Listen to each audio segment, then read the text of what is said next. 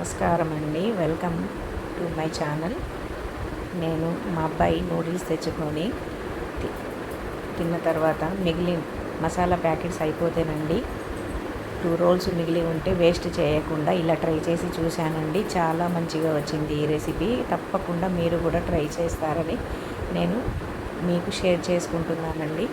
ముందుగా 2 గ్లాసుల చల్లటి నీళ్ళు తీసుకొని వేడి చేయండి. నీళ్ళు వేడి అయిన తర్వాత నూడిల్స్ వేడి నీళ్ళలో వేసి ఒక 2 సెకండ్స్ ఉంచి బంద్ చేయండి. బంద్ చేసిన తర్వాత ఒక బుట్టలో ఆ నూడిల్స్ వేయండి. వేసిన తర్వాత కొంచెం చల్లటి నీళ్ళతో నూడిల్స్ని కడగండి. కడిగిన తర్వాత ఈ నూడిల్స్ పక్కన పెట్టి ఒక కళాయి తీసుకొని స్టవ్ మీద పెట్టి వేడి చేయండి. కళాయి వేడి అయిన తర్వాత కొంచెం నూనె, 1 స్పూన్ నెయ్యి వేయండి. వేసిన తర్వాత నెయ్యి వేడి అయిన తర్వాత ఒక బిగ్ సైజ్ ఆనియన్, 2 పచ్చిమిరపకాయలు కట్ చేసి ఇలా నూనెలో వేసి మగ్గనివ్వండి.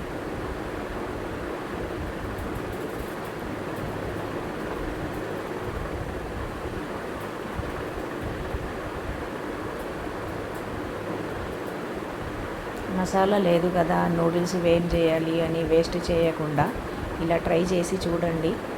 కొంచెం అల్లం పేస్ట్ కూడా వేసి అల్లం పేస్ట్ పచ్చి వాసన పోయే వరకు ఇలా కలపండి. కొంచెం అల్లం పేస్ట్ వాసన పోయిన తర్వాత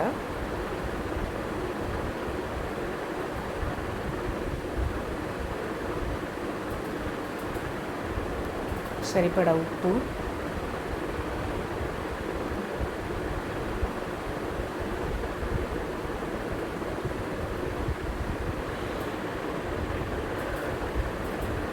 ఇప్పుడు 2 కోడిగుడ్లను వేయండి.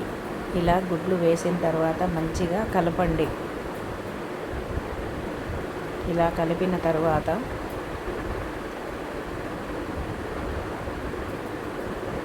గుడ్లు మంచిగా ఉడకనివ్వండి. ఇలా కర్రీ రెడీ అయిన తర్వాత కొంచెం కారం వేయండి. మీకు కావాలంటే కొంచెం ఎక్కువైనా వేసుకోండి.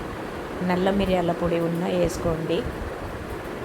ఇలా కారం పొడి వేసి మంచిగా కలపండి. ఇలా కలిపిన తరువాత మళ్ళీ 1 స్పూన్ నెయ్యి వేయండి. దీంట్లో 1 స్పూన్ నెయ్యి వేసి కలపండి.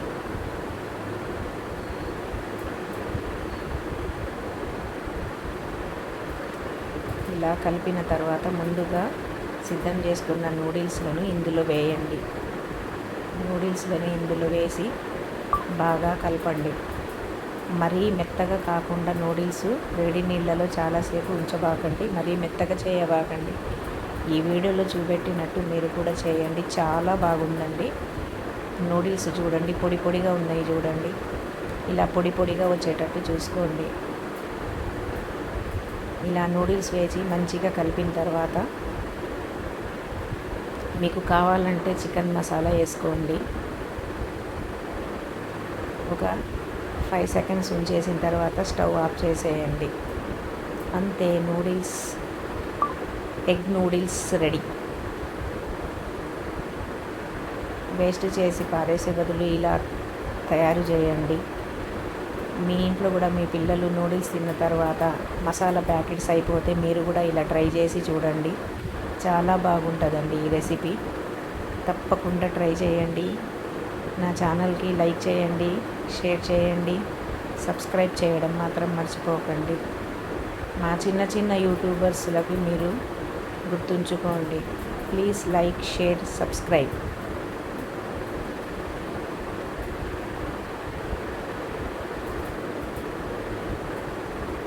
ఇంట్లో చూడండి ఎంత బాగున్నాయో నూడిల్స్. బయట తినేదానికన్నా ఇంట్లో చేసుకోవడం మంచిది కదండి.